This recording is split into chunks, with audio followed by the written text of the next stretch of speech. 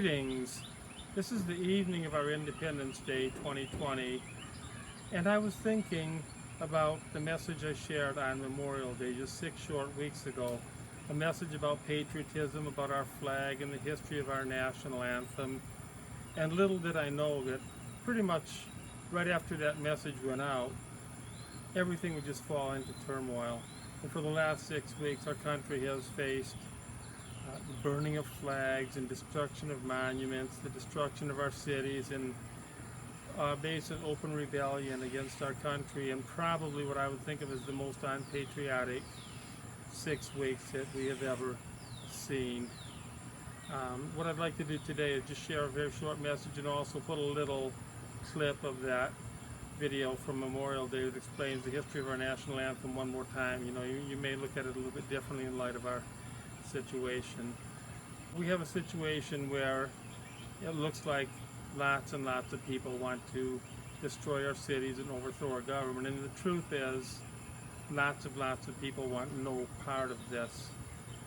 A small number of people who are very active, who are very vocal, who can sometimes be very violent, are out there visible with the messages and the destruction and their demands they are making, and it gives you the sense that maybe this is where we're headed. But the majority of the people, I feel in my heart, don't want this, okay? This is still the United States of America. This is still, in my heart, I believe, the land of the free and the home of the brave, okay? And you can hear the kids playing with fireworks in the background right now. Praise God, this is the 4th of July. It's still our Independence Day for right now and hopefully for many years to come. When I was 21 years old in my 3rd year of college, we celebrated the bicentennial of our country, the 200th anniversary of the United States on the 4th of July, 1976. And it was a time of incredible patriotic action, and I was alone at my house. My whole family had gone to Tennessee to visit my brother who was in the military, and I was all alone.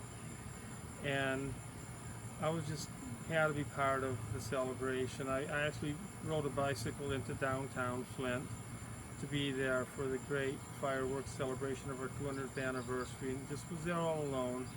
And there were people having parties, friends of mine, and drinking and whatever, and no, that wasn't what I wanted. I just wanted to be part of the celebration of our great 200th anniversary. And in 2026, just 5 short years from now, we're going to have the 250th anniversary of our country.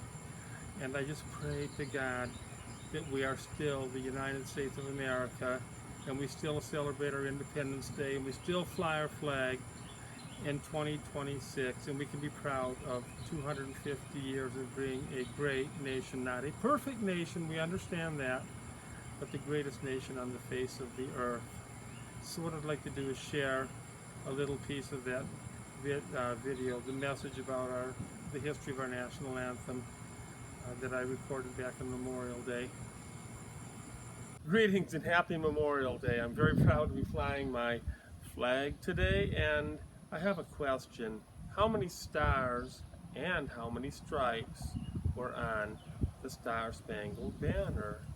Well, to answer that, we need to look at a little history here, because we need to think, when was the poem, the Star Spangled Banner, actually written?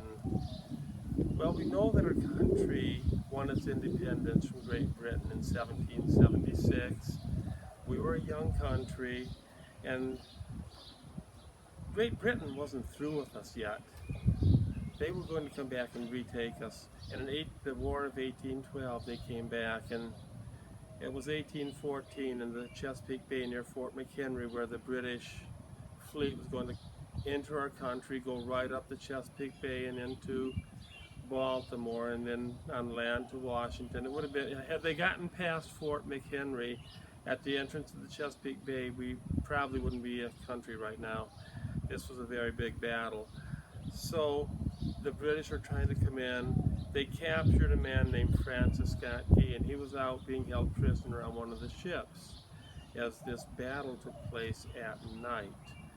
And Francis Scott Key is watching the fierce battle, and he sees the rocket's red glare. He hears the bombs bursting in air, but he doesn't know who's winning because it's dark. And as the battle quiets down and comes to an end, he's out there in this boat, still not knowing who won this war. And he just waits for the sunrise. He waits for that dawn's early light so he can look at Fort McHenry. Because he's going to see one of two things. He will either see an American flag flying over the fort, or he'll see a British flag, and he will know whether we are still a country or not. And he was so overwhelmed when he saw that American flag flying at the first light of day, and he knew that the United States was still a country. And he was so touched that he wrote the Star Spangled Banner. He wrote all 4 verses of the Star Spangled Banner, and we're not familiar with all 4 verses. Most of us know the first verse because we sing it at the baseball game or the football game. And be proud. Be proud to be an American. Be thankful. Be thankful for the people that sacrificed so much, including their own lives, so that we could remain a country. Be thankful that God has blessed our country like no other country, and be a little bit concerned that so many people don't want to thank God today for all the blessings we have, because these cannot be taken for granted. Okay, we're not guaranteed that we'll have these blessings forever, so thank God for the blessings we have, and be proud of our country, and be proud to be an American. Okay, so how many stars and how many stripes are on the Star Spangled Banner? Our original American flag had 13 stars and 13 stripes representing the original 13 states. The practice was intended that for every new state that was added, we would add another star and another stripe.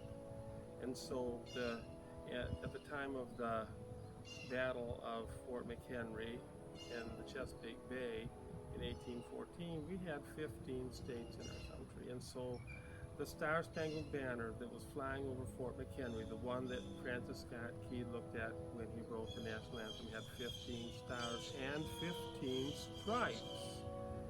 Well, the next time states were added, there were 6 more states, so it was up to 21 states. And when they tried to make a flag with 21 stars and 21 stripes, it didn't really look good with that many stripes so narrow, and so they changed the plan to go back to adding a star for every state, but going back to 13 stripes for the original 13 states. And so the Star Spangled Banner is the only time in our history when our American flag did not actually have 13 stripes.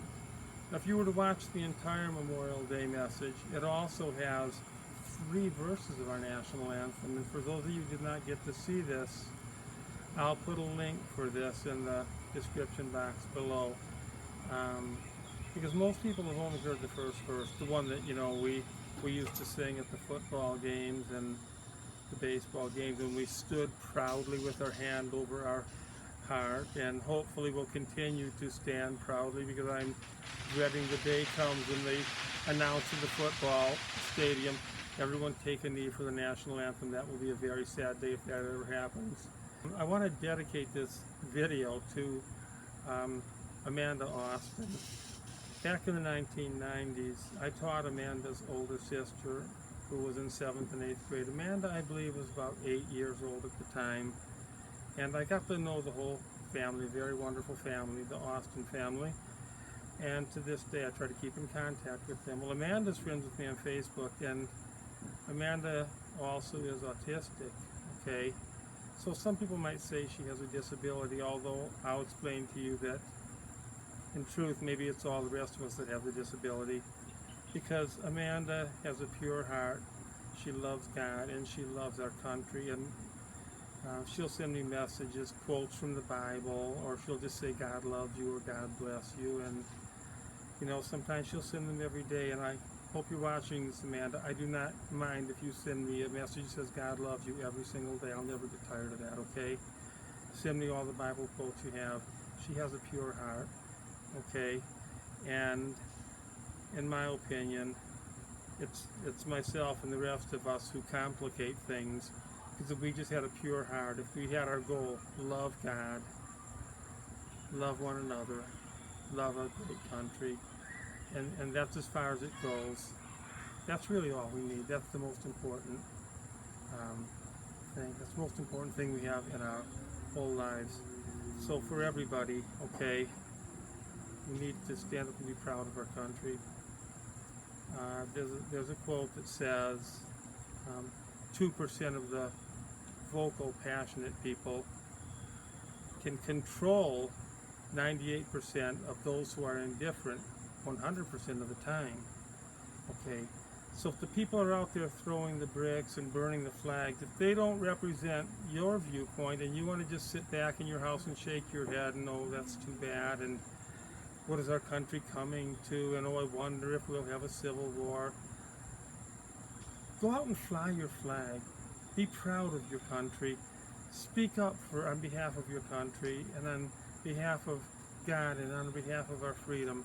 Never do this in a way that offends anyone, but just speak up. Do not be 98% of the indifferent. Let's become 98% of those who stand up and say, we are strong, we are free, we are brave, we are Americans. Thank you and God bless you.